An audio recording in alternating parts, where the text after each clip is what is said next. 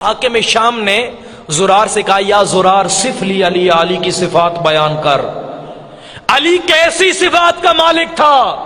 زرار کہنے لگا ہے حاکم شام تو نے میری دکھتی رگ پہ ہاتھ رکھ دیا ہے، جب بھی علی کی یاد آتی ہے میری آنکھیں پرنم ہو جاتی ہیں۔ علی علم گیا دنیا سے۔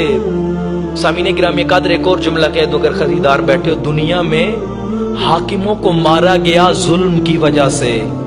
حاکم ظالم ہوتے ہیں، لوگ مار دیتے ہیں، یہ وہ واحد حاکم ہے جسے ظلم کی نہیں عدل کی وجہ سے مارا گیا۔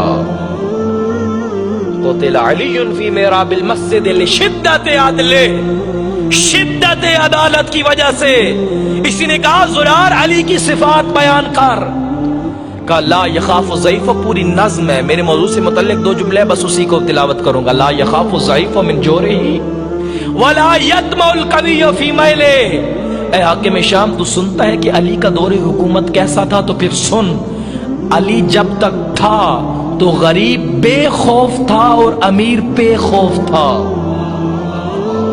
اللہ اکبر، غریب بے خوف تھا، امیر بے خوف تھا۔ کہا وہ کیسے؟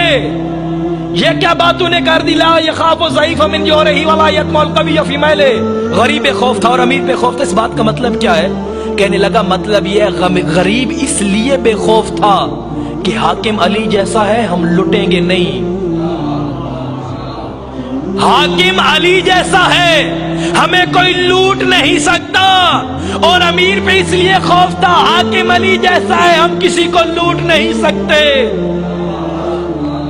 سامعین گرامی قدر، ہم چاہتے ہیں کہ تم بھی ایسے حاکموں کا انتخاب کرو۔ آج جو ہمارے ملک میں لوگ کہہ رہے ہیں ریاست مدینہ کا آغاز کرنا چاہتے ہیں، بے شک کرو، لیکن ریاست مدینہ تھی کیسی؟ یہ جملہ اپنی عدالتوں کے باہر لکھ دو، لا یخاف الضعیف من جورہ ولا یطمع القوی فی میلہ۔ اور اگر ہر پاکستانی کا دل اس بات پہ آ جائے اور وہ مطمئن ہو جائے کہ حاکم ایسا ہے ہم لٹیں گے نہیں، اور ہر ظالم یہ سوچے کہ ہم لوٹیں گے نہیں، پھر اس کا کوئی ثانی نہیں ہوگا۔ یہ ہے ریاست مدینہ۔